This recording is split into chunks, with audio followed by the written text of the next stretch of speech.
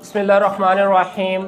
अस्सलाम वालेकुम नाज़रीन, मैं हूं मोहम्मद बिलाल। आप देख रहे हैं बिलाल कांजू ऑफिशियल यूट्यूब चैनल। नाज़रीन, आप अक्सर नाम सुनते हैं ह्यूमिक एसिड्स का।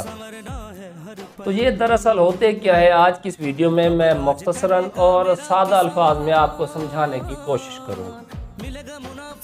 हमारी ज़मीन के अंदर जो नामियाती मवाद होता है, मसलन पौधों की जड़ें हैं, इसके अलावा जो इसके अंदर बैक्टीरिया, फंजाई, नीमाटोड्स, मुख्तलिफ किस्म के जो हशरात हैं वो मरते हैं, गल सड़ जाते हैं, या कोई जानवरों का जो हम गोबर वगैरह ऐड करते हैं या जानवरों के फजलात वगैरह वो ऐड करते हैं, तो एक काफ़ी टाइम लगता है। ये नहीं है कि दिनों के अंदर ये मरहला जो है वो पूरा हो जाता है।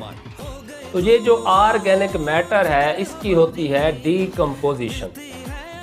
तो जब ये डीकम्पोजिशन इसकी हो जाती है, उससे पार्शली डिकेड ऑर्गेनिक मैटर, जुज़वी तौर पर गला सड़ा नमियाती मवाद, उसे हम कहते हैं ह्यूमस। ठीक है, अब ये जो ह्यूमस होती है इसके अंदर मुख्तलिफ किस्म के केमिकल्स प्रोड्यूस होते हैं, ऑर्गेनिक केमिकल, जिनके अंदर कार्बन की मिकदार ज़्यादा होती है, यानी इन्हें हम कहते हैं high carbon organic stable molecules, जो फिर आसानी से डिकम्पोज नहीं होते, टूटते नहीं हैं। ये कहलाते हैं human fulvic acid, humic acid. तो ये मुख्तलिफ इनकी टाइप्स होती है। अच्छा, अब ये जो ह्यूमिक एसिड होते हैं इनके ऊपर जो कह लें कि नेट जो चार्ज है वो होता है नेगेटिव, और जो प्लांट्स की, पौधों की जो जड़ें हैं, नेट चार्ज जो है वो नेगेटिव।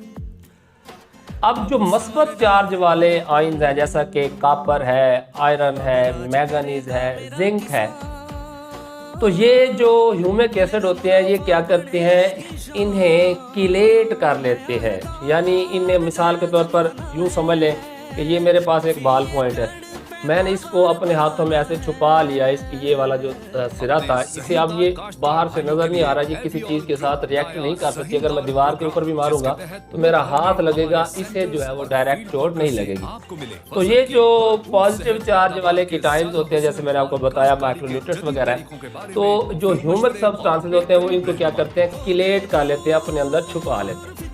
अच्छा, अब जो जड़ों के ऊपर नेट नेगेटिव चार्ज है वो ज़्यादा स्ट्रांग होता है बानिस्बत ह्यूमिक एसिड के नेगेटिव चार्ज के।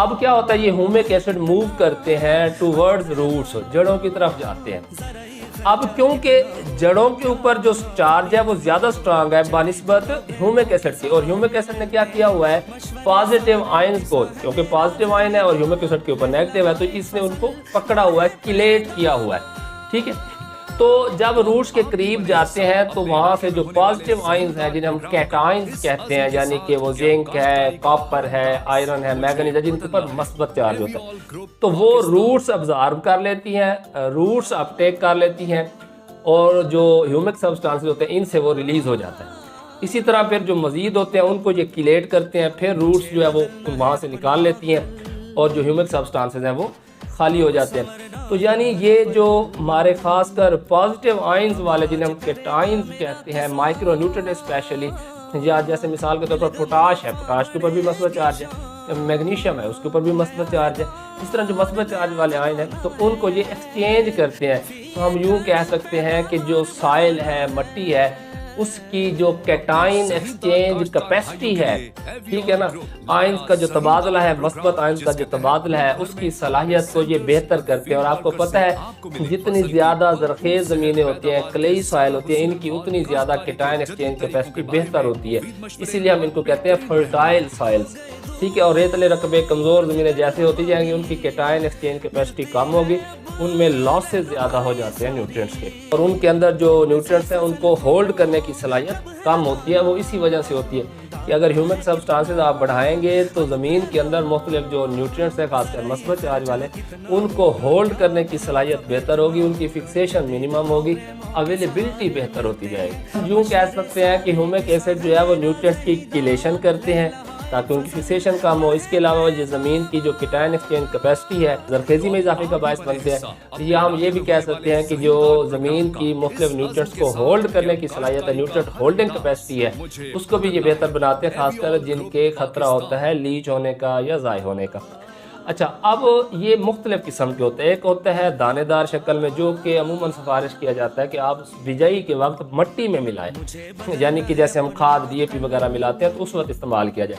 अच्छा, इसके अलावा पाउडर फॉर्म में भी होते हैं और लिक्विड में, हमारे यहाँ तो ज़्यादा ये लिक्विड में इस्तेमाल होते हैं। तो इनको आप फर्टिगेट करें तो ज़्यादा बेहतर, और ख़ासकर फर्टिगेट करें जैसे कि हमारी नाइट्रोजनस खादें हैं, यूरिया वगैरह हैं, उनके साथ, तो बड़े अच्छे इनके रिजल्ट्स मिलते हैं। इसके अलावा कुछ ऐसे भी फार्मूलेशन हैं जिन्हें एज अ फोलियर भी यूज़ किया जाता है, मगर ज़्यादातर यही है कि अगर आप लिक्विड फॉर्म में यूज़ करने जा रहे हैं तो आपको फर्टिगेट करना पड़ेगा 2 से 3 दफ़ा। आप एक 6 महीने की फसल में इसे फर्टिगेट कर सकते हैं। और अगर आप एक ही दफ़ा दानेदार की सूरत में अप्लाई करना चाहते हैं तो फिर आपको बिजाई के वक्त, खासकर फास्फोरस खादों के वक्त ही मिट्टी के अंदर मिक्स कर देना चाहिए सोइंग टाइम पर। तो उससे आपको पूरा सीज़न ये स्लोली जो है वो अवेलेबल रहते हैं। और ज़मीन के अंदर जो आर्टिफिशियल ह्यूमिक एसिड है हमने वो डाल दिया, जिससे क्या होता है न्यूट्रिएंट की फिक्सेशन कम होती है और ज़मीन की ज़रखेज़ी में इजाफा समझने या कहने के न्यूट्रिएंट्स की दस्तियाबी पौधों को बेहतर होती है, जिससे हम अच्छी पैदावार ले सकते हैं।